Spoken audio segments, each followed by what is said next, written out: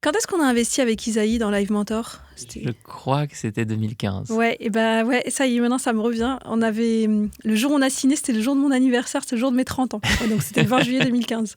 Ouais, donc c'est quand même une superbe success story. Je sais pas si tu partages publiquement les chiffres. Oui, bah écoute, dans les grandes lignes, Live Mentor, c'est une entreprise sur laquelle j'ai commencé à travailler en octobre 2010. Immatriculé juridiquement en juillet 2012 et aujourd'hui qui va finir l'année 2025 entre 15 et 20 millions d'euros de chiffre d'affaires, quelques millions d'euros de rentabilité, une équipe de 100 personnes sur 3 bureaux, Paris, Aix-en-Provence et Vannes. Génial.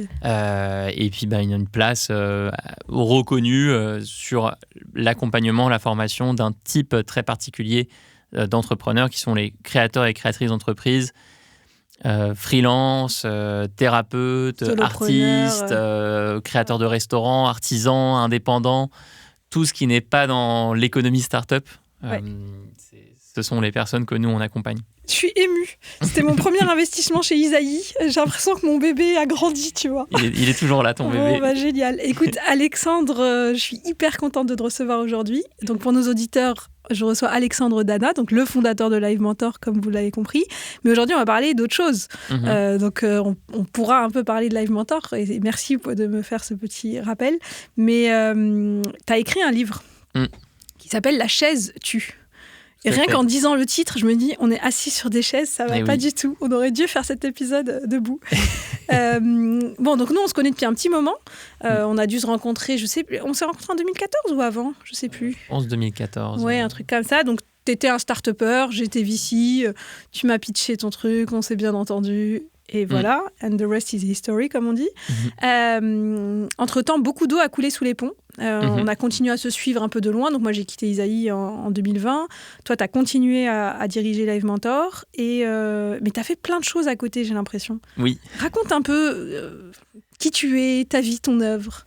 Alors, aujourd'hui, je partage mon temps entre Live Mentor, la maison d'édition qui a racheté Live Mentor qui s'appelle 2359. On fait des carnets de méthodologie. Le podcast Métamorphose, qui est un podcast santé créé par Anne Guéquier. J'ai rejoint l'équipe de Anne il y a 3 ans maintenant et donc chaque mois, je réalise des interviews. Je passe de l'autre côté du micro pour interviewer des spécialistes de santé. Ouais, c'est un podcast d'ailleurs qui fait référence dans son domaine, si je ne dis pas de bêtises. C'est une histoire incroyable. Ouais, l'histoire de Métamorphose, c'est incroyable. C'est, je crois, 2 millions de personnes qui écoutent chaque mois. Métamorphose, c'est vraiment le fruit de la magie de Anne qui m'a, moi, appris son style éditorial, sa manière de poser les questions, sa manière de créer un cadre. On ne se rend pas compte du boulot qu'il y a derrière chaque épisode, la préparation des épisodes, des interviews, etc. Enfin, moi, il n'y a pas de mystère, quoi. Je suis très reconnaissant. Ouais. Bon, on va y revenir. Ok, donc tu fais Métamorphose, ta Live Mentor. Voilà, notre maison d'édition 2359. Je suis éditeur de livres chez Erol, les éditions Erol. Donc, j'ai un rôle où je sélectionne des auteurs chaque année que j'accompagne. Et j'ai passé effectivement les 2 dernières années à écrire ce livre sur la sédentarité, le temps qu'on passe assis sur des chaises, avec mon co-auteur Victor Fersing, et les conséquences que ça a sur notre santé physique, mentale, cognitive et sociale. Et je crois que ce livre, c'est l'aboutissement pour moi d'une passion pour les sujets de santé qui a commencé il y a 4 ans, 5 ans. J'ai mis le doigt dans un nouvel univers et j'en suis pas sorti depuis. Et ça a commencé d'abord via Live Mentor en réalisant que pour tous les élèves qu'on accompagnait, donc il y a 43 000 personnes qui sont passées par les formations Live Mentor. Pour toutes ces personnes, la santé, c'est la chose la plus importante. Enfin, en fait, pour n'importe quel humain, la santé, il n'y a rien de plus précieux, mais quand tu es à ton compte, c'est précieux à 2 niveaux, pour toi et ta vie, et aussi pour ta petite entreprise, pour ta petite boîte. Si tu n'es pas en bonne santé, il y a tout qui s'arrête. Tu n'as pas d'équipe, tu n'as pas de ressources. Alors, n'allons pas trop vite, effectivement. Là, on va voir ton cheminement et comment tu es arrivé à ça. Moi, je vais juste me souvenir de mes dernières années chez Isaïe. On parlait beaucoup, toi et moi, à ce moment-là. Ouais. Et notamment, le moment où j'ai décidé de me former au coaching. Oui. Tu m'as dit un truc, moi, qui est toujours resté dans ma tête. Tu m'as dit, mais bon, Mounia, comme tu es un peu une bonne élève, tu fais une formation pour te rassurer. Mais tu es déjà coach. Tu n'as pas besoin de trucs. Et je t'ai dit, oui, mais quand même, la certification et tout, et tu rigolais. Et pourquoi est-ce qu'elle m'a marqué cette conversation notamment? Parce que je pense que pour le coup, toi, tu as toujours été coach aussi. Tu le savais. D'ailleurs, limite, il y a eu un moment où même dans les conversations en tant que dirigeant de Live Mentor et tout, c'était je sais que je pourrais développer la boîte en me basant sur mon côté coach, mais c'est pas ce que je veux faire. Je veux créer une entreprise qui ne dépende pas que de moi, qui soit pas alexandredana.com. Donc, ce que je veux dire par là, c'est que tu as toujours eu une sensibilité et, un talent pour ce qu'on va appeler le développement personnel. Là, tu parles beaucoup de santé, mais je pense que je me souviens que, par exemple, chez Live Mentor, des discussions dont je me souviens, entre-temps, le board a dû changer plein de fois, mais c'était de prendre conscience que pour former les gens au copywriting, à la communication, au marketing, il fallait les coacher un peu. Oui. Moi, j'ai toujours adoré la pédagogie. C'est-à-dire que, en fait, mon histoire, c'est que j'ai fait mon collège, mon lycée sans avoir aucune idée de ce que je voulais faire après. Je viens d'une famille où ma mère était artiste de cirque professionnelle, mon père psychiatre et psychanalyste, 2 parents qui étaient très très passionnés par leurs univers respectifs, mais au point où le reste du monde, c'est la matière noire, on ne sait pas ce que c'est. Et moi, j'étais du coup face à cette matière noire au début de ma jeunesse, jusqu'au jour où j'ai commencé à donner des cours particuliers. Et là, j'ai adoré cette expérience d'enseignement, de transmission, et ça m'a donné une passion pour la pédagogie. Et effectivement, dès que tu rentres dans une exploration des pédagogies efficaces, tu te rends compte qu'il y a d'un côté les compétences à transmettre, et de l'autre côté, l'écoute de l'autre, la capacité à poser les bonnes questions, la capacité à interroger, la capacité à transmettre une certaine énergie.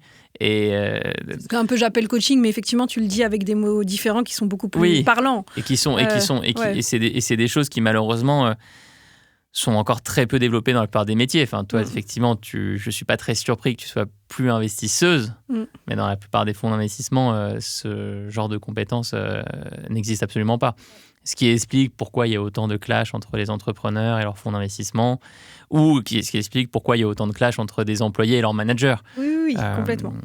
Et donc, du coup, voilà, donc cette passion pour la pédagogie beaucoup plus poussée, en fait, ça me surprend pas que ça a été naturellement, que ça t'ait emmené naturellement. Déjà, voilà, quand tu me parles de la maison d'édition qui a racheté Live Mentor, qui fait des... Que Live Mentor a racheté. Mentor a racheté, pardon. Qui fait donc des cahiers de... Des carnets de méthodologie. Vas-y, alors, dis-nous en plus, parce qu'en fait, je suis en train de voir ton cheminement entre... je suis passionnée par la pédagogie, je commence à me rendre compte que dans pédagogie, il y a... Ce que moi, je dis, il y a du coaching ou du dev perso à mettre. Ensuite, j'ai ces carnets qui m'intéressent vachement. Je pense qu'au début, tu donnes un coup de main à la fondatrice, si je ne dis pas de bêtises. Et ensuite, tu rachètes. Ouais. Et ensuite, je fais un podcast qui, quand même, parle beaucoup de tous ces sujets-là. Et j'écris La chaise tue. Enfin, tu vois, j'essaie de... c'est toujours dur de comprendre mes activités parce qu'il y a un côté très bouillon créatif. Ah, moi, je trouve que c'est hyper cohérent, pour le coup. mais il y a de la cohérence, effectivement, dedans. Écoute, effectivement, il y a toujours des grandes lignes directrices. J'aime la pédagogie, j'aime la transmission, j'aime apprendre. Et pour moi, c'était le sens naturel de l'histoire de Live Mentor que de sensibiliser les créateurs et les créatrices d'entreprises au sujet de santé après avoir créé un catalogue de formation très dense sur les compétences concrètes. Et ensuite, c'est aussi le sens de l'histoire de s'interroger sur les différentes manières de faire progresser quelqu'un. Il y a les formations en ligne, nos formations en ligne historiques où tu es accompagné par un mentor à qui tu peux parler 1 fois par semaine, 2 fois par semaine. Mais il y a aussi effectivement la possibilité d'apprendre via des livres ou via des carnets. Et donc, on a aujourd'hui une collection de carnets de méthodologie. On a un carnet vraiment centré sur la création d'entreprise, mais on a aussi un carnet de curiosité, on a un carnet pour écrire un roman, on a un carnet de projet, on a un carnet des habitudes qui va sortir bientôt. C'est des beaux cadeaux de Noël, d'ailleurs. C'est des cadeaux de Noël, c'est la période. Et l'idée est de s'inspirer de toutes ces études en psychologie comportementale qui montrent qu'écrire ses objectifs et prendre le réflexe de noter tous les jours dans un carnet, ça aide vraiment à visualiser le chemin qui est devant nous et ça donne un point de repère, surtout dans un monde où on est bombardé d'informations via les réseaux sociaux. Avec le carnet, ça te donne un petit espace de respiration. Ok, d'accord. Et donc voilà, on comprend comment tu es allé au carnet. C'est marrant, c'est très méthode 108 milliards que je transmets dans mes trucs. Écrire, etc. Et ensuite, donc, tu m'as dit hors antenne, je pense que là tu vas développer, j'aurais pas écrit La chaise tue si j'avais pas été co-host de Métamorphose. Oui. Raconte-moi un peu du coup ton cheminement. Donc ce que j'entends, c'est quand même une curiosité, plus qu'une curiosité, une soif d'apprendre. Et finalement, tu vas de pédagogie à santé en te disant de toute façon, ma cible, c'est trop important pour eux. Donc ce que tu disais, c'est à deux niveaux, au niveau qui concerne tous les humains, mais aussi au niveau de leur business. Si eux, ils flanchent, on flanche. Ce qui est intéressant aussi, c'est que finalement, tout ce que tu dis pour tes clients, enfin pour les clients de Live Mentor, c'est valable pour toi. Donc j'imagine que tu expérimentes. En fait, ce qui m'a amené à écrire un livre sur la sédentarité, c'est plusieurs raisons. Donc la première, c'est la rencontre avec Anne Guéquière. Je commence à être journaliste pour le podcast Métamorphose. J'interviewe des cardiologues, des neurologues, des psychologues, des spécialistes d'Alzheimer. Et à chaque fois, en face de moi, la personne, à un moment, au bout de 20 minutes, 30 minutes d'interview, me parle de sédentarité. Et me dit, si les personnes étaient moins sédentaires, si elles n'étaient pas assises pendant 8-9 heures par jour, on n'aurait pas autant d'Alzheimer, on n'aurait pas autant d'obésité, ou alors on n'aurait pas des gens qui font des arrêts cardiaques à 35 ans, etc., etc. Donc ça, déjà, ça me fait un électrochoc. Je me dis, il faut creuser ce sujet d'un point de vue journalistique et voir pourquoi est-ce qu'on en est arrivé là. Ensuite, dans mon parcours personnel, j'ai commencé à travailler, j'avais à peine 20 ans, et j'ai exercé tout de suite une activité sédentaire. J'ai commencé un travail de bureau. Le travail de bureau, c'est 10 millions de personnes en France. Tu as 10 millions de personnes qui travaillent avec un ordinateur. Sur combien de population active ? Juste pour qu'on s'en rende compte. C'est la majorité. C'est de très loin la majorité des gens qui ont un travail de bureau aujourd'hui. Et sans parler des enfants qui sont à l'école posés aussi. On pourrait considérer que c'est un travail de bureau, tous nos enfants. Alors oui, tout à fait. Il y a aussi un sujet qui est l'école sédentaire. On y dédie un chapitre d'ailleurs dans le livre, en comparant ça avec les écoles scandinaves où les enfants sont en mouvement en extérieur 2 jours par semaine. Mais donc je commence un travail sédentaire et au bout de quelques années, je commence à avoir des douleurs, je commence à avoir des débuts de troubles musculo-squelettiques, je commence à ressentir une grosse fatigue et évidemment le burn-out c'est multifactoriel, mais je commence à comprendre que toutes ces années où je me réveille, je sors mon ordinateur, je me mets à bosser, je fais une pause déjeuner la plus rapide possible pour aller manger un truc encore sur mon ordinateur. C'est des années qui me font pas du bien, ni à mon corps, ni à mes émotions, ni à ma créativité. Et je commence à marcher et ça me fait beaucoup de bien. Et je rencontre d'autres entrepreneurs. Je me crée un petit groupe de gens qui marchent. D'accord. Donc en fait, finalement, toi, ça a été ton chemin vers avoir un équilibre, on va dire, plus... Aujourd'hui, je fais plein de choses pour ma santé, mais si je vais garder un seul élément, c'est la marche. Mais donc, à l'époque, aucun doute. Tu habitais à Paris ? J'habitais à Paris. Tu étais encore à fond, à bosser énormément, etc. Mais donc, qu'est-ce que tu as commencé à faire ? Donc, et c'est un moment où tu commençais déjà à avoir ce son via Métamorphose de tous les spécialistes que tu rencontres de la santé qui te disent la sédentarité est un problème. Donc, à ce moment-là, tu te dis, je vais commencer à faire quoi ? Mes réunions en marchant, tu fais quoi ? J'ai commencé à faire les réunions en marchant. D'accord. Ça a été le premier changement. Et au début, c'était timide. Et ensuite, j'ai commencé à faire toutes mes réunions en marchant. D'accord. Et aujourd'hui, la raison qui me permet de faire 17 000 pas par jour, c'est les réunions en marchant. D'accord. Sans aucun doute. Donc aujourd'hui, tu fais 17 000 pas par jour, c'est devenu ta base, comme te laver les dents. Oui. Ok, super. Mais tu sais, j'ai rencontré, puisque tu es ancienne investisseuse, j'ai rencontré Eric Kwan, qui est boss chez Raise, qui est quelqu'un qui a 66 ans, qui a été diagnostiqué Parkinson à 60 ans. Il marche 15 km par jour. Et ses neurologues ne comprennent pas comment c'est possible de autant contenir Parkinson. C'est génial. Quand tu réserves un rendez-vous avec Eric dans son Calendly, son outil de réservation en ligne, automatiquement, ça te propose de choisir entre 2 chemins de marche, de randonnée dans Paris, de balade. Génial. Un qui part de chez Raise, un qui part du domicile de Eric, je crois. Et tu sais que tu vas aller de tel endroit à tel endroit en combien de temps ? Et il a tout compris. Ok, d'accord. Donc ça, c'est la deuxième raison pour laquelle je voulais écrire La chaise tue. C'est cette expérience personnelle où être sédentaire, ça m'a vraiment abîmé. Après, il y a ma rencontre avec mon co-auteur Victor Fersing, qui lui est journaliste spécialisé sur la place des écrans dans la société et notamment sur le sujet des écrans chez les enfants, puisqu'il fait partie d'une association qui s'appelle Lève les yeux, qui fait de la sensibilisation contre l'addiction aux écrans dans les collèges et lycées.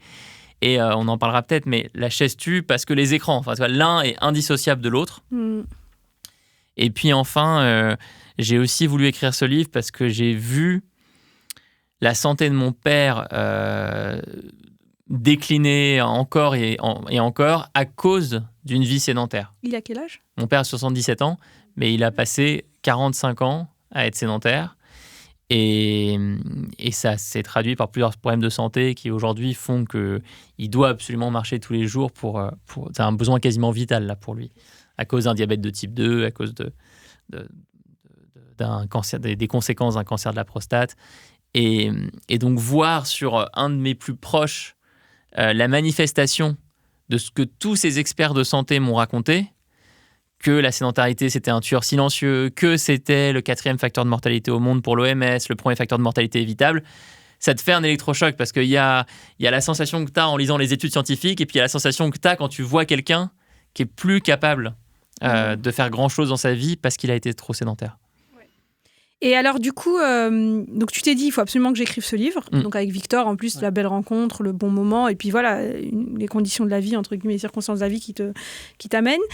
Si tu devais un peu, pour nos auditeurs, alors on vous encourage à acheter le livre et à le lire, hein, mais si tu devais un peu le pitcher, en faire le résumé, quels sont les constats, et j'imagine avec des études scientifiques, etc., et qu'est-ce que tu recommandes Alors, c'est un sujet qui est immense. Nous, on y a passé 2 ans à 2 et on aurait pu y passer 2 ans de plus. Je me souviens que quand on a commencé à écrire le livre, on a pris une pièce aussi grande que celle-ci, on a mis des paperboards et on a commencé à tracer des bulles, des mots-clés, sédentarité et école, sédentarité et monde du travail, etc. Et puis à la fin de 2 jours, la pièce, elle était noire d'idées et de concepts. Ce qu'on a essayé de faire dans ce livre, c'est 3 choses. Premièrement, expliquer concrètement ce que ça entraîne de passer 7 heures, 8 heures, 9 heures assis par jour sur la santé physique, accélération des maladies cardiovasculaires, sur l'obésité, 20% d'obèses chez les adultes en France, c'est x3 par rapport à il y a 25 ans, sur les troubles musculo-squelettiques et sur le diabète de type 2 qui touche 4 millions de personnes en France. Sur la santé mentale, anxiété et dépression, sur la santé cognitive. Quand on interroge le docteur Olivier de la Doucette, qui est le président de la Fondation de recherche contre Alzheimer, il est super clair. Il dit l'activité physique, c'est le premier remède à Alzheimer. C'est mieux que n'importe quel médicament. Mais ce que je trouve aussi hyper intéressant dans tout ce que tu dis, parce que ça fait longtemps qu'on entend tout ça, mais on entend avec le mot sport. Oui. Et c'est différent. Voilà. Et tu vois ? Effectivement, c'est-à-dire qu'en plus de comprendre ses conséquences sur la santé physique, mentale, cognitive et aussi sociale, on a voulu expliquer la différence entre sédentarité, activité physique et sport.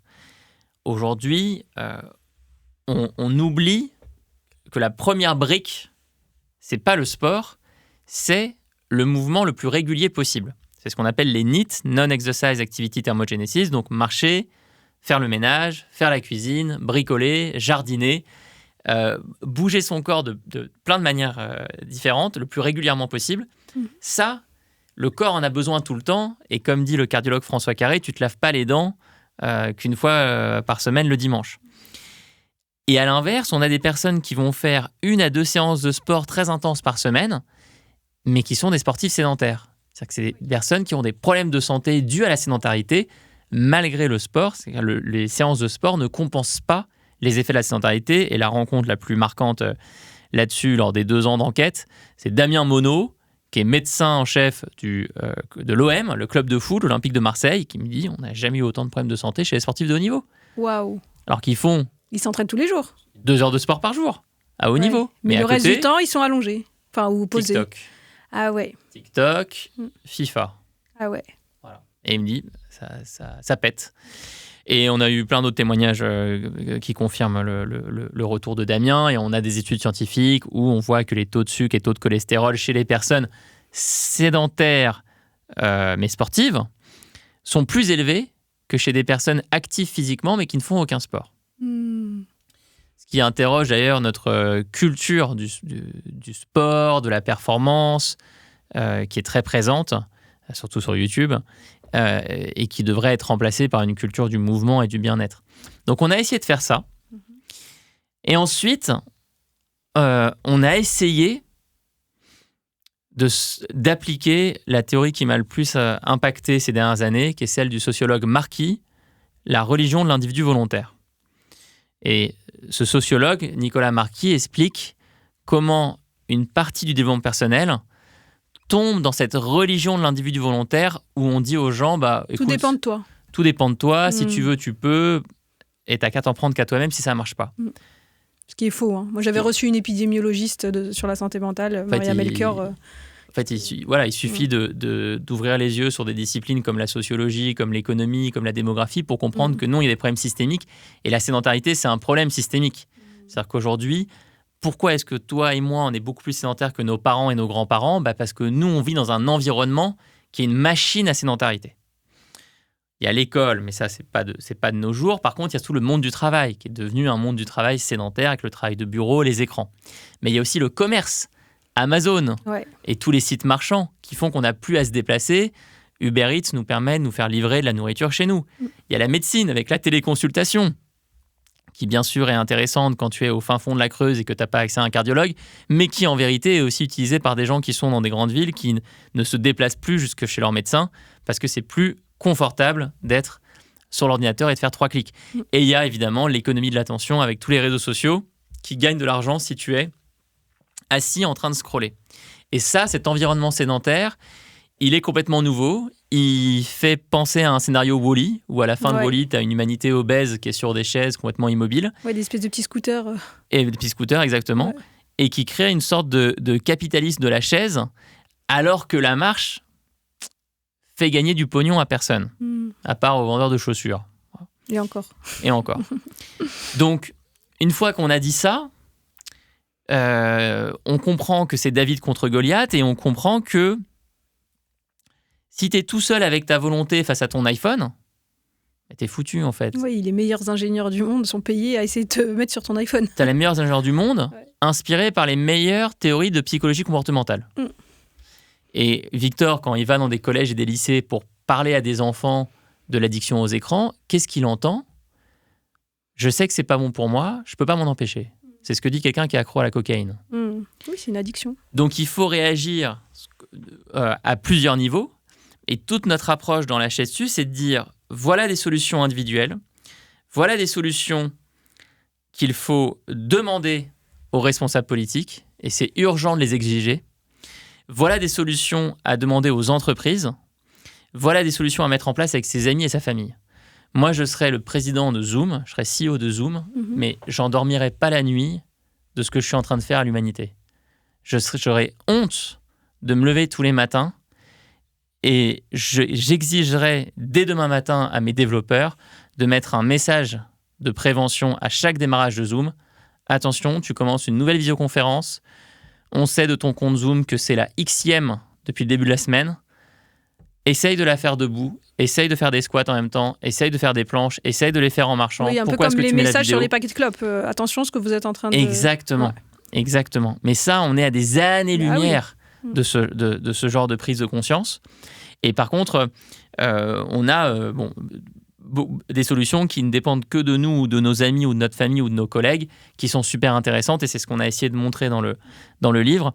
Et après, on a fini la réflexion en allant interroger des philosophes, des sociologues pour comprendre la marche à un autre niveau. En fait, si tu dépasses les avantages purement physiques ou purement liés à la santé mentale, il y a une philosophie de vie spirituelle qui se dégage du mouvement et qui effectivement est spirituelle, et on la retrouve d'ailleurs dans plein de spiritualités.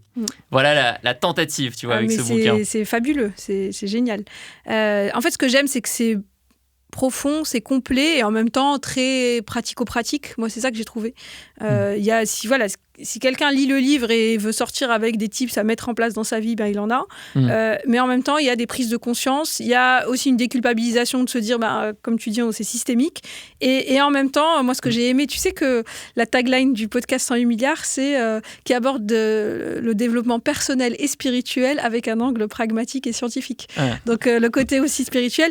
Et ça, c'est intéressant. Moi, j'ai un ami qui marche beaucoup. Alors, lui, ce qu'il fait, il marche pas forcément dans son quotidien, quoique il a un travail physique, mais il va se faire des longues marches d'1 semaine, de 2 semaines, voire plus. Il a cette possibilité, après, voilà. Et il me dit, mais moi, c'est ma méditation, en fait. Lui, il ressent ni le besoin de faire ni du yoga, ni de la méditation, ni du thérapie ou coaching, parce que, finalement, il y trouve ça. Il produit à fond des endorphines, qui sont les hormones du bonheur. Il produit à fond de la dopamine et de la sérotonine. Il baisse ses niveaux de cortisol. On a plein d'études qui le prouvent, surtout s'il fait de la marche en nature, en forêt, devant l'océan, dans les montagnes. Au Japon, qui est un pays plein de paradoxes, parce qu'ils ont aussi les hikikomori, qui sont des personnes qui ne sont pas sorties de chez elles depuis au moins 6 mois. Mais à côté de ça, ils ont le remboursement par les mutuelles de séjours de randonnée thérapeutique dans des forêts qui sont labellisées comme forêts thérapeutiques et tu es accompagné par un guide certifié. Et je trouve ça absolument fantastique. C'est la pratique du Shinrin-yoku.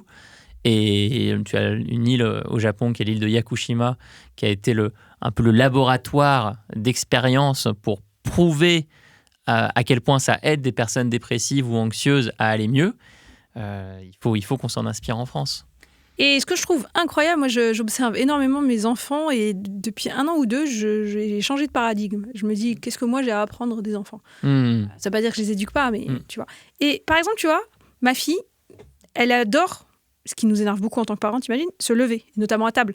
Oui. Elle me dit, mais et on est en train de faire les devoirs, elle se lève, machin. Et à chaque fois, elle me dit, mais j'ai besoin de bouger, maman. Et moi, je suis à chaque fois, non, mais là, on est à table.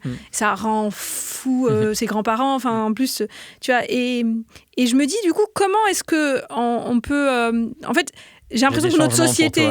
vas-y, je sais, tu vas... Mais avant ça, même, c'est la prise de conscience que notre société actuelle, elle nous désapprend, mais sur plein d'angles, mais sur celui-là, ce qui est bon pour nous. Mais tu as tout dit, il faut regarder les enfants. On devrait tous faire ça. Alors déjà, la solution concrète pour le repas, tu vires la table, tu fais comme les Japonais, tu manges par terre, parce que quand tu es par terre, tu peux pas garder la même position, c'est inconfortable trop longtemps, et donc tu vas tout le temps alterner entre des squats, des torsions, des tailleurs, tu vas faire plein de positions différentes, et ça, c'est extrêmement bon pour la santé. Je vais rendre taré mes beaux-parents si je leur dis que je veux faire le repas de Noël. Ça sera... Ils s'en souviendront. Ils s'en souviendront. Tu leur diras de m'écrire. C'est ça. Ensuite, c'est sûr qu'on a dans notre croyance, dans notre conscience collective, l'idée que pour être concentré, il faut être assis, posé. Mais alors que on a dans l'histoire plein d'exemples de penseurs, de scientifiques, de philosophes, de génies qui avaient des pratiques de mouvement et notamment des pratiques de marche extrêmement régulières, quotidiennes et absolument immuables. Je trouve que la plus symbolique, c'est celle de Charles Darwin, à qui on doit la théorie de l'évolution, qui avait littéralement baptisé un chemin autour de sa maison, chemin de pensée. Et il prenait ce chemin tous les jours avec des petits cailloux pour compter le nombre de... Il devait le faire un certain nombre de fois chaque jour. Et après, on a des travaux qui font vraiment réfléchir, comme ceux de paléoanthropologues qui ont pu analyser comment le passage à la bipédie a favorisé la sécrétion d'une protéine qui s'appelle la BDNF, grâce à laquelle on a généré des connexions neuronales et on a développé nos capacités cognitives. Donc, c'est pas je pense donc je suis, c'est je marche. Je marche donc je pense. Ouais.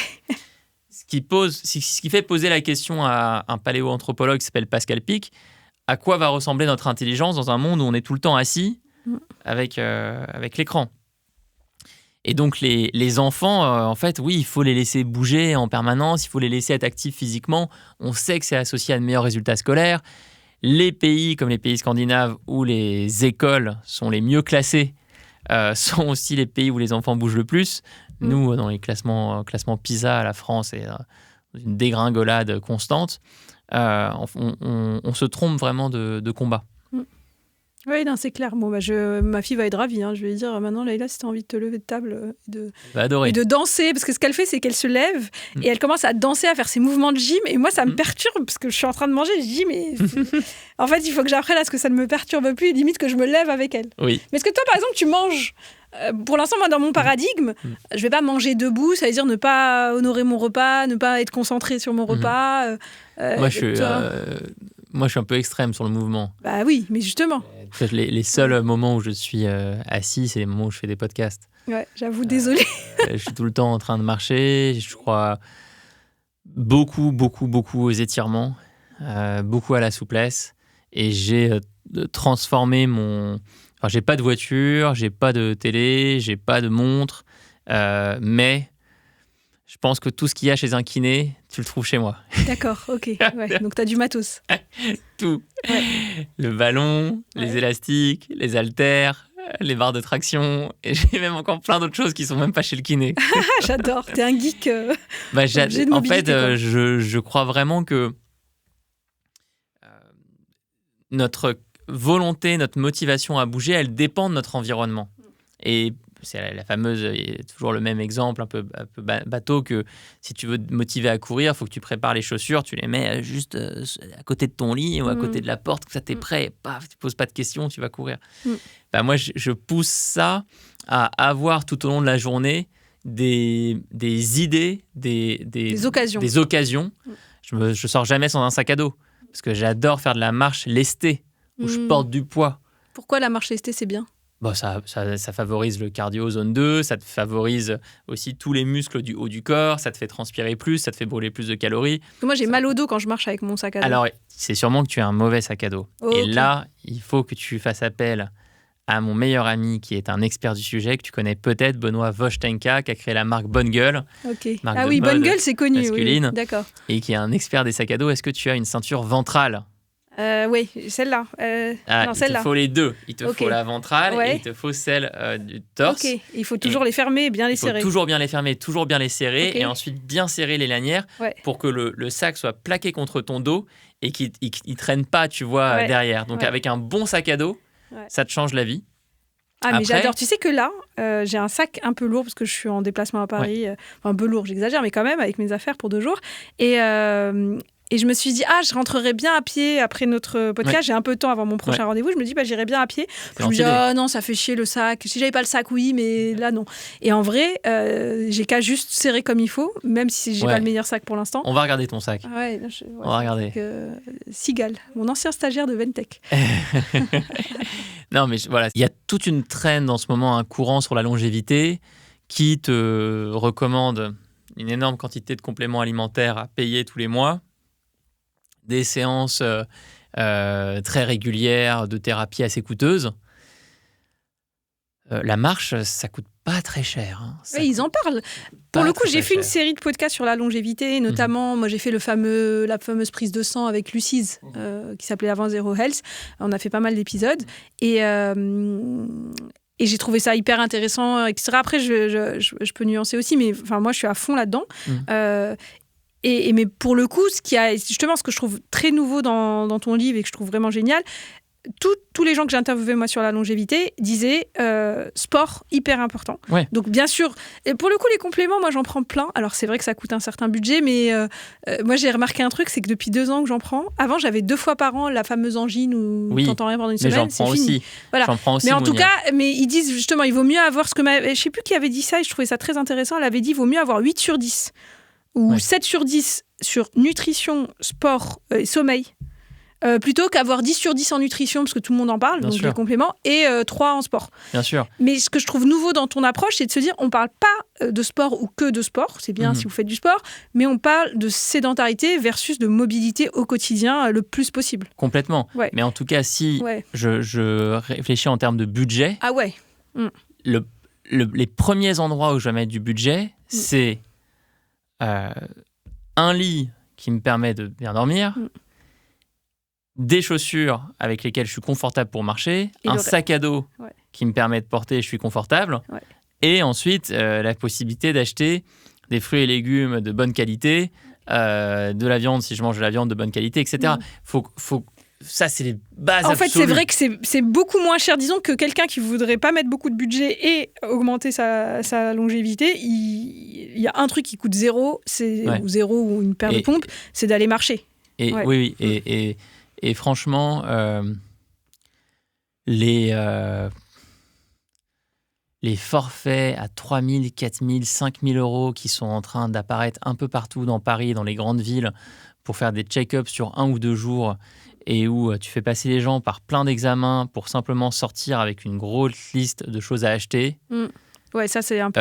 c'est du foutage de gueule par rapport aux vrais fondamentaux. Mais ça rassure les gens. Ça rassure, en fait, c'est un peu ce qu'on voit dans le dessin animé Wall-E. Hein. Oui, c'est que les gens, ils n'ont pas envie de faire l'effort et ils cherchent les raccourcis. On est tous comme ça. Et c'est là où justement la marche et l'activité physique de cette manière-là est intéressante parce qu'elle n'est pas intense pour le système nerveux.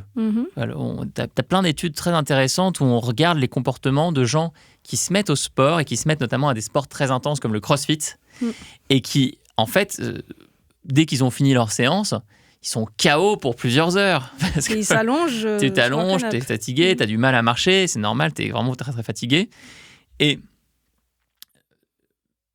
sans dénigrer totalement ces disciplines-là, qui ont certains intérêts en termes de santé, elles ne sont vraiment que la deuxième ou troisième étage de la pyramide. Le premier étage, c'est la marche et le mouvement que tu peux faire tout au long de ta journée, qui va te faire brûler des calories, qui va lubrifier tes articulations, t'éviter les TMS, qui va limiter très fortement les risques de maladies cardiovasculaires, etc.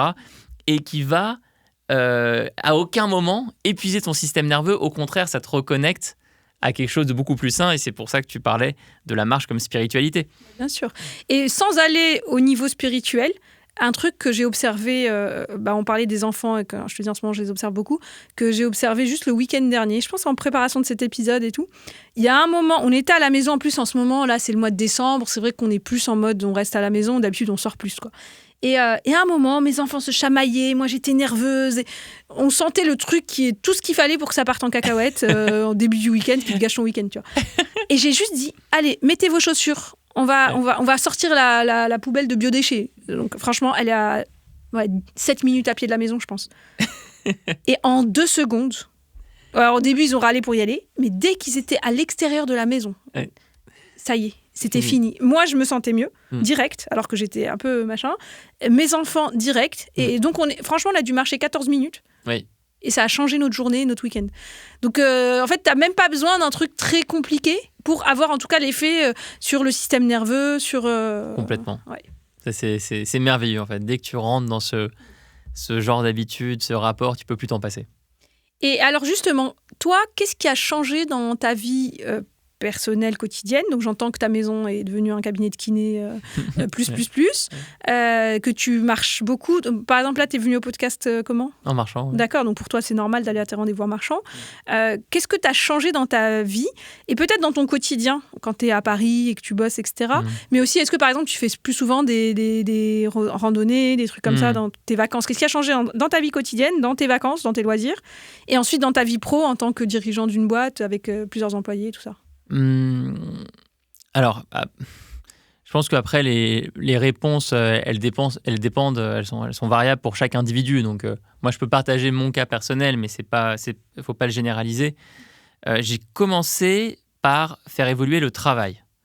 Moi, ma priorité, c'était de bouger pendant mon travail parce que j'y passais et j'y passe encore la majorité de mon temps. Et donc, ça m'était insupportable les journées assis au bureau dans l'open space. Je ne pouvais plus faire ça. Donc, les réunions en marchant, les appels en marchant, premier changement. Et donc, ça veut dire que ça fait longtemps que je ne suis pas venue chez Live Mentor. Dans les locaux, est-ce que c'est pris en compte parce que tu peux sortir, évidemment, tu peux aller faire ton call dans la rue. C'est très simple. On a des bureaux à Aix-en-Provence qui, eux, sont situés juste à côté d'une forêt. Donc, quand tu es dans les bureaux d'Aix-en-Provence, c'est très simple. Tu sors, tu es directement dans la forêt. Il n'y a personne, il n'y a pas de voiture. Les gens adorent faire leur one-one, leur réunion là-bas. Paris, c'est beaucoup plus compliqué puisqu'on est dans des bureaux classiques, avenue de la République. Mais on a le cimetière du Père-Lachaise, que je connais par cœur. les moindres tombes. Mais je connais les moindres tombes, les moindres allées, je les connais, je les ai toutes testées plein de fois. En plus, il y a du dénivelé, c'est parfait. Donc ça, oui, ça Donc fait... toi, tu vas faire tes appels là-bas. Tous. Et t'arrives, question un peu bateau, parce que là, on rentre dans l'hiver. T'as pas la flemme quand il fait froid, quand il pleut, quand il fait gris? Tu t'en Bon fiches? équipement. Ok. Ah ouais, il n'y a pas de mauvaise météo, il y a de mauvais équipements. Exactement. Okay. Bien sûr que s'il pleut comme pas possible, je vais pas aller marcher toute la journée. Mais tu peux par contre t'étirer, tu peux avoir un tapis de yoga, tu peux faire plein de choses. Oui, donc c'est la mobilité au-delà de la marche. Ouais, on a bossé avec un coach santé juste avant la sortie du livre pour créer une série de bonus qui sont des vidéos où le coach santé montre tous les mouvements que tu peux faire en étant assis sur une chaise. Donc tu as des mouvements comme ci, des mouvements où tu t'étires, des mouvements de torsion, des mouvements de tour de hanche. Et tu as d'ailleurs un livre qui s'appelle « Pratiquer le yoga assis », qui est vraiment excellent, écrit par quelqu'un qui s'appelle Samuel Ganès, et qui te montre tout ce que tu peux faire en étant sur une chaise. D'accord. Donc ça, pour moi, ça a été le premier changement. Ensuite... Et est-ce que c'est un changement que tu as mis en place dans ton quotidien professionnel, mais à quel point tu l'as infusé? Parce que moi, je trouve que c'est pour ça que j'adore aussi accompagner des dirigeants, parce que je me dis, si eux, ils changent, ça peut vraiment insuffler dans la culture d'entreprise. Alors, ça insuffle lentement. D'accord. Ça insuffle. Mais je ne vais pas te dire que du jour au lendemain, les 100 personnes de l'équipe de Live ont commencé à tout marcher en permanence. Tu n'es pas non plus parti en croisade?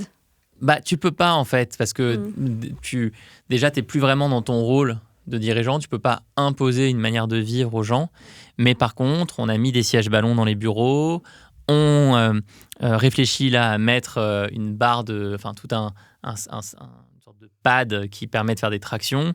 On a transformé une salle de réunion en salle hybride qui fait salle de réunion et salle de sport avec des tapis de yoga, avec des haltères, avec tout ce qu'il faut. La localisation des bureaux de Aix à côté de la forêt, ça marche. est très utile. Ouais, ça marche immédiatement. Et on a mis en place aussi quelque chose d'assez sympa. Notre mutuelle, c'est Alan. Ouais. Et Alan a lancé Alan Play, qui est un compteur de pas, un défi collectif en entreprise où tu peux voir les pas faits par chaque personne de l'équipe. Et ça déclenche des petits défis assez sympas. Donc j'ai changé ça. Ensuite, dans mes rapports avec mes proches, famille, amis, évidemment essayer de mettre un maximum de mouvement. J'ai notamment la chance de faire partie d'un groupe de potes qui sont tous aussi entrepreneurs, mais on fait des randonnées ensemble sur plusieurs jours. Donc on a fait le Vercors, le Queyras, plein de randonnées en Savoie, dans les Cévennes. Et ça, évidemment, ça donne... je veux bien que tu partages tes randonnées dans les Cévennes, parce que j'habite pas loin. Ah bah oui, je t'enverrai. La France a des chemins de randonnée qui sont exceptionnels. Les GR, ça c'est fantastique. Oui. Donc tu peux choisir ton niveau de difficulté, tu choisis ta météo. Donc c'est devenu aussi un loisir de vacances. C'est devenu un loisir très important. Ok. Et puis ensuite, j'essaye de vraiment valider dans mon expérience tout ce que j'ai lu sur les liens entre créativité et mouvement. Parce qu'à force de lire des études scientifiques qui te racontent que les personnes en mouvement, en activité physique, ont quasiment 2 fois plus d'idées créatives que les personnes qui sont sédentaires, moi, j'ai voulu en faire le test. Donc, je m'amuse, j'en parle dans le livre, à aller marcher avec juste un carnet et à noter les idées que j'ai eues en marchant. Et à ensuite, tout au long de la semaine, noter mes idées. Et à chaque fois, je mets une petite case. Est-ce que j'étais en train de marcher ou est-ce que j'étais immobile pour voir traquer quand est-ce que j'ai eu mes idées.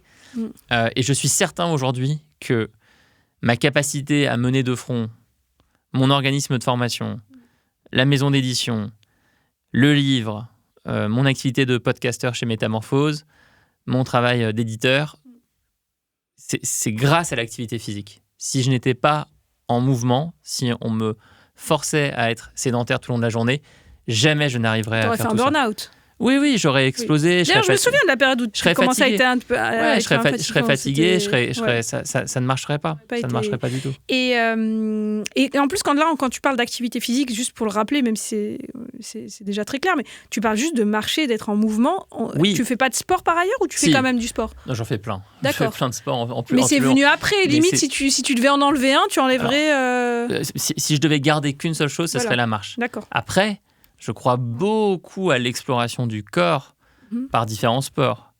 Moi, j'ai une passion pour les arts du cirque. Ah oui, donc, comme maman. Je veux dire, j'ai quand même, dans mon jardin, j'ai un tripode qui monte à 5 mètres de haut. Donc, c'est pour ça que je dis tout le temps aux gens, je ne suis pas du tout anti-sportif. Moi, je fais entre 5 et 15 heures de sport par semaine. Mais je fais surtout 3 heures de marche par jour. D'accord.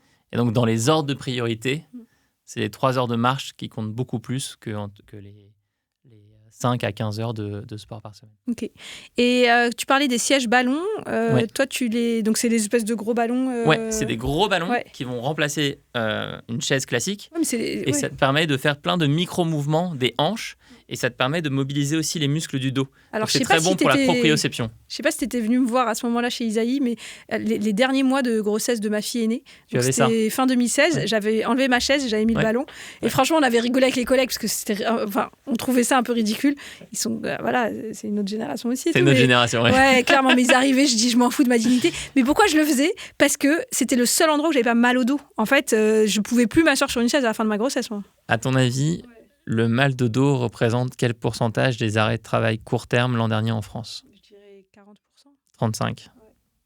35%. La folie furieuse. Et c'est ça, c'est le fait d'être posé sur une chaise. Donc, toi, tu dis les sièges ballons, déjà, c'est un premier truc à mettre en place dans l'entreprise. Siège ballon, c'est très efficace. Bureau assis debout, c'est très efficace. Même si on n'est pas là pour faire d'appui, mais quand même, tu as des marques de sièges ballons sympas. Moi, j'ai rencontré la marque Bloon, qui a été notamment cofondée par un ostéopathe. Ouais. Je crois que c'est vraiment une bonne et c'est des sièges ballons de bureau, quoi. C'est des sièges ballons de bureau. Super.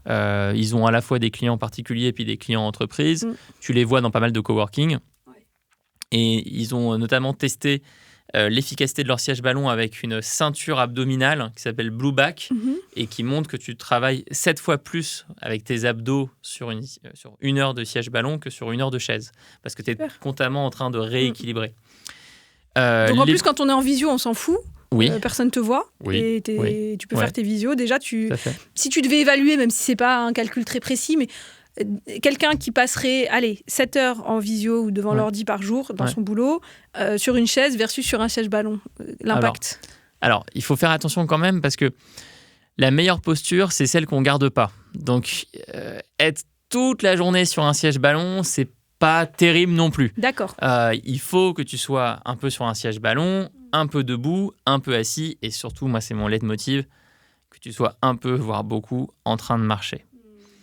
C'est là où, dans le livre, on donne notre avis sur les fameux tapis de marche que certains, maintenant, utilisent tout en étant en train de travailler. C'est sûr que c'est un moyen génial pour faire plein de pas, mais le côté hamster qui est en train de jouer avec sa roue, où toute la journée, tu restes à l'intérieur avec la lumière artificielle et tu marches devant tes visios, me semble être 1000 fois moins intéressant qu'un travail qui se fait en partie en extérieur. Et là-dessus, toutes les technologies ne sont pas horribles. Hein. Les AirPods, c'est une technologie incroyable pour travailler en marchant. Oui, comme ça, tu fais tes calls. Exactement. Et tu sais, moi, donc, alors je le fais pas parce que pour le coup, maintenant, j'habite à Montpellier et je fais mes sessions en visio. Mais mon associé, Raph, qui est encore à Paris, lui, il a pas mal de sessions avec ses clients où il les emmène marcher. Il les emmène soit dans un musée, et puis tu marches et en même temps et soit il les emmène marcher dans la rue et alors pour le coup il fait ça, il avait même pas, on n'avait pas encore parlé de ton livre ni rien, c'était ça fait des séances de dingue en fait. Ça marche. Ouais, depuis la sortie du livre, on reçoit beaucoup de messages de coachs qui nous disent enfin j'ai un livre qui valide ce que je fais avec mes clients. Et on a surtout beaucoup de messages de professionnels de santé, kinés, ostéos, posturologues qui mettent le livre dans les salles d'attente en disant aux patients de le prendre et d'appliquer. Mais toi, j'ai envie de te poser la question, pourquoi tu ne fais pas tes sessions en marchant ? Sans visio, en audio. Sûr. Mais t'as raison, t'as hyper raison. Non mais, alors, tiens, je vais te poser une question. Mais oui, et en vrai, moi, les sessions de coaching au téléphone et pas en visio, ça change. La dernière fois que j'ai fait, moi, de l'accompagnement d'entrepreneurs, la dernière fois que j'ai fait de l'accompagnement one-to-one, c'était il y a 4 ans. Et j'avais donné comme règle à toutes les personnes qui s'inscrivaient au programme, je les avais prévenus, toutes nos sessions individuelles se feront en marchant. Et au téléphone et sans visio, et c'est très bien. Franchement... Moi, j'ai une petite piste cyclable qui va dans la forêt à côté de chez moi. Paradis. Il fait tout le dans Beauciel à Montpellier. Non, t'as raison. Alors, je vais te poser une question. Ce matin, je donnais une formation, donc maintenant je forme des coachs. Donc j'étais dans une formation et je leur ai transmis pas mal de trucs. Et notamment, un truc que j'aime bien utiliser en coaching, c'est le fameux cercle. Au milieu, c'est authenticité. Autour, c'est sincérité, et après, c'est pression extérieure. Et globalement, l'exemple que j'aime bien donner, c'est un jour, j'ai appelé un de mes amis qui est beaucoup plus conscient écologiquement que moi. Il m'a rien demandé, hein. C'est moi qui l'appelle. Je lui dis, s'il te plaît, Romain, convainc-moi de ne plus prendre l'avion. Oui. Donc j'étais sincère dans ma démarche. Mais pourtant, 3 semaines après, j'ai envoyé un WhatsApp, il m'avait convaincu. J'ai fini le call avec lui en mode, c'est sûr, ça y est, je prends plus jamais l'avion de ma vie. 3 semaines après, j'ai envoyé un WhatsApp en disant « Ah, on a pris nos billets pour la Guadeloupe, tu vas pas être content. » Il s'en foutait, mais enfin, tu vois, c'est moi. Et ce que je donne, pourquoi je donne cet exemple à mes jeunes coachs, je leur dis « C'était sincère de ma part, mais c'était pas authentique. » C'est-à-dire que c'est la différence entre la connaissance, genre je suis convaincue théoriquement, rationnellement, par ce qu'on me dit, et j'ai pris conscience. Donc maintenant, on va faire la même chose sur tout ce que tu viens de me partager. Où moi, là, je fourmille d'idées, de changements, déjà de plus râler quand ma fille se lève, de faire mes sessions au téléphone en allant marcher, etc., etc. Je pense que je suis au niveau de la sincérité. C'est-à-dire que, sincèrement, mais c'est hyper logique ce que tu racontes, c'est tellement puissant. Moi aussi, je suis à fond sur les sujets de santé. Je me dis, mais tu ne peux pas ne pas le faire. Mais je ne pense pas que je sois encore authentiquement là-dedans, parce qu'il y a le côté, pour moi, l'authentique, c'est aussi... Tu as des habitudes, c'est le cerveau automatique, moi j'appelle ça, qui n'aime pas changer. Comment tu peux me faire passer de sincère à authentique Il faut que tu trouves des alliés. Minutes. Il faut que tu trouves des alliés parce que l'environnement autour de toi, autour de moi, autour de nous est tellement sédentaire que tu n'y arriveras pas toute seule. Donc par exemple, pour reprendre ton activité de ce matin avec tes coachés, tu peux leur envoyer un message dès la fin de ce podcast en disant la prochaine session de formation qu'on fait ensemble, on l'a fait en marchant. Et là, tu vas rentrer dans un nouveau monde. Ouais, en fait, c'est des ça alliés. va être radicalement différent. D'accord, donc c'est le côté, moi j'appelle ça la force du groupe. C'est là où toi tu dis, par exemple, ta bande d'amis qui aiment bien la randonnée et tout a été quand même un bien moment sûr, clé. Bien sûr. Moi, toutes les personnes qui m'ont... Et c'est pour ça aussi que j'adore tester de nouvelles activités sportives, parce que je rencontre des gens qui sont très, très, très au contact de leurs sensations corporelles. C'est pour ça que avec certains amis, c'est un rituel, on ne se voit que pour marcher. Ou quand on s'appelle, on sait très bien qu'on est tous les deux en train de marcher. Grégory Pouy, par exemple, du podcast Blanc, que tu connais. On a un petit groupe avec un troisième copain où on s'appelle tous les 2 mois pour se donner des nouvelles, faire du co-développement. On sait très bien que chaque appel, les 3 vont être en train de marcher. Chacun là où il vit. Un autre exemple intéressant sur les enfants, c'est celui donné par 2 chercheurs, Boris Cheval et Mathieu Boisgontier, qui ont écrit un super bouquin qui s'appelle « Le syndrome du paresseux ». C'est des chercheurs au CNRS. Et tout le livre explique en fait comment on hérite d'un réflexe quasiment génétique de préservation d'énergie. C'est-à-dire que nos ancêtres étaient constamment dans une logique de préserver leur énergie parce qu'ils ne savaient pas s'ils allaient pouvoir manger demain, etc., etc. Le problème, c'est que nous, on a toujours ce réflexe de préservation d'énergie alors qu'on a un environnement qui est ultra confortable. Et on a trop d'énergie, on mange trop par rapport à ce dont on a besoin, etc. Exactement. Etc. Et alors, il propose des solutions pour inverser ce syndrome du paresseux et en prenant l'exemple des enfants. Donc peut-être que toi, tu as connu ça avec tes enfants, tu les réveilles le matin, ils n'ont pas envie d'aller à l'école, ils sont paresseux, ils traînent des pieds, il faut se battre pour les sortir de la chambre, ensuite les sortir de la maison. Sur tout le chemin, ils te cassent les pieds et puis dès qu'ils arrivent à l'école, ils voient leurs copains, copines, et là, ils courent partout dans la cour de récré. Mais tu étais avec moi avant-hier matin ? Transformation. Tu nous suivais ? Transformation radicale. Ouais. Et moi, je me dis, mais c'est pas juste et tout. Et là, pour ces 2 chercheurs, c'est la force du jeu et la force du groupe. Ouais. C'est qu'il faut du jeu et du groupe qui sont des leviers encore plus puissants que ce syndrome ancestral de paresse. Je vois ce que ça, tu veux dire. j'y crois beaucoup. Sinon, il y a la force des œufs brouillés. Moi, je les réveille en leur disant « Il y a les œufs brouillés, venez manger !» peut marcher. La chasse au trésor avec de la nourriture un peu partout. C'est ça, exactement, le plus poussé. Mais non, mais c'est... Donc, toi, tu dis la force du groupe, c'est un hack, entre guillemets, hyper puissant. Non, mais c'est essentiel. Enfin, en vrai, sans ça, on est complètement foutu. C'est évident. C'est David contre Goliath. T'as un environnement qui est à 100% sédentaire, un État qui en a rien à faire de la politique anti-sédentarité. Donc, il faut aller chercher le groupe à différents niveaux, famille, amis, employés, fournisseurs. Moi, ça me rend les boards. Donc, tu l'as mentionné au début, je suis impliqué sur plusieurs projets, mais mon projet principal, c'est Live Mentor, une entreprise que j'ai fondée il y a très longtemps, qui a aujourd'hui 4 fonds d'investissement au capital. Ouais. J'ai déjà dit plusieurs reprises à mes investisseurs, je ne comprends pas nos boards. Ouais, vous êtes posé pendant 4 heures. Je ne comprends pas. Et en plus, avec le mauvais impact sur la créativité, Mais on se tire une balle dans le pied. Eux, moi, chacun est sur son ordinateur. Chacun est dedans. Et évidemment, il y a des urgences pour chacun avec des emails. Tout le monde le sait. Ouais. Tout le monde le sait qu'on fait donc des tout emails le monde pendant est les visios. Ouais. Mais on continue. Parce que culturellement, c'est ancré. Ça nous semble obligatoire de faire une réunion de board, une réunion de suivi de la trajectoire de la boîte en étant assis. Ouais. Et c'est une erreur. Et justement, par exemple, si demain tu faisais un board sans visio au téléphone, en marchant. Alors, je suis moi-même membre d'un board, mais cette fois avec la casquette d'associé fondateur de la boîte, une autre boîte.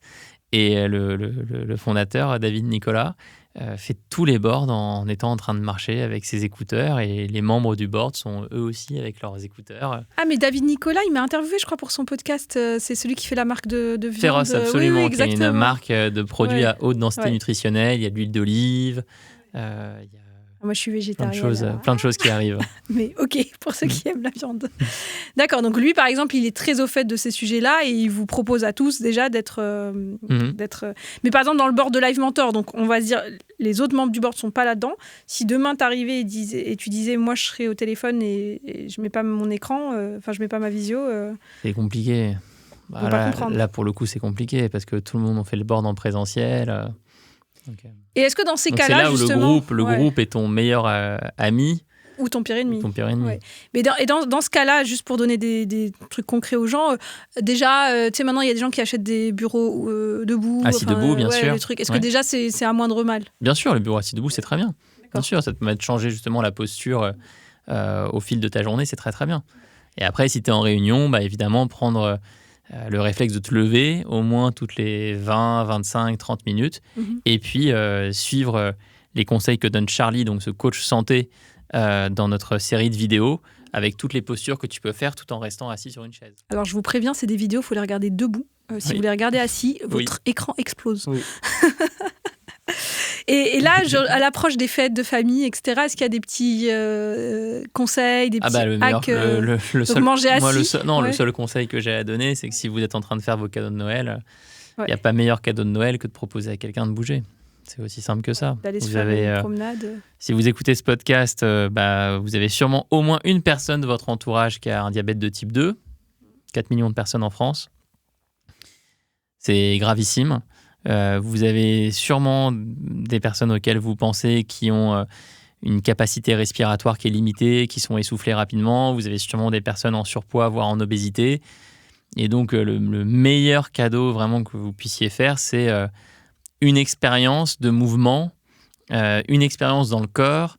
Ça peut être une année de cours de yoga, ça peut être un stage de danse, ça peut être une session d'escalade et ça peut être évidemment d'aller marcher, d'aller faire une belle randonnée. Il y a plein d'endroits en France pour ça. Il y a des endroits en grande montagne, en moyenne montagne, il y a des endroits très plats comme Saint-Jacques-de-Compostelle. Mais c'est le meilleur cadeau à faire. Bon, super. Bon, Ou le livre, l'achètes-tu? Bien sûr, acheter le livre. Qui n'est plus en rupture de stock. Ah, il est en rupture de stock, bravo, tu commences fort. On est vraiment très reconnaissant avec mon co-auteur Victor. Enfin, ce qui se passe autour du livre est exceptionnel. On ne s'attendait pas à ça. C'est un vrai sujet. Et quand on voit tous les kinés qui relaient le message, tous les médecins, on se sent vraiment très touché et on va essayer de continuer le plus possible à diffuser ce message. Écoute, moi, en tout cas, je prends un engagement aujourd'hui auprès de toi, c'est de te tenir au courant dans 6 mois, un petit WhatsApp pour te dire comment j'ai fait pour passer de sincère à authentique après d'autres épisodes. Mais t'imagines si tu commences à faire toutes les formations avec tes coachs en bougeant, enfin l'effet ricochet que tu as, l'effet domino que tu as sur leurs enfants, sur leurs parents peut-être. Ouais, j'avoue. sur leur amoureux, amoureuse. Ouais. Non, mais déjà, ce qui est marrant, c'est que j'ai de la place, moi, devant mon bureau. Enfin, Oui. Et la dernière fois, parce que je voulais leur expliquer un outil de coaching où il fallait être debout, je me suis levée et j'ai commencé à... Et en fait, j'ai tout à fait l'espace pour le faire et pour être vue dans la caméra. Et il y en a un qui a mis sur le chat « Oh, j'adore quand Mounia se lève pendant les trucs et tout. » Et en vrai, je me dis, qu'est-ce qui m'empêche, quand je suis dans cette posture où je forme, qu'est-ce qui m'empêche de... Je suis plus à l'aise, j'ai l'impression que je transmets plus de choses, de le faire debout, en vrai. Bien sûr. Donc, il y a déjà pas mal de choses à faire. Et puis, alors, voilà, à partir de maintenant, de me dire, je vais me promener, faire mes calls debout, déjà. Et je vais acheter le fameux... Parce qu'en plus, j'ai un siège de bureau que je veux absolument changer, qui queen, pendant que... J'ai l'impression qu'il y a un âne derrière moi pendant que tu étais en vidéo avec moi, franchement. Donc déjà, je vais acheter un siège ballon et puis voilà, petit à petit, ça va marcher. Merci beaucoup, Alex. Merci à toi et rendez-vous dans 6 mois. C'est ça. À bientôt.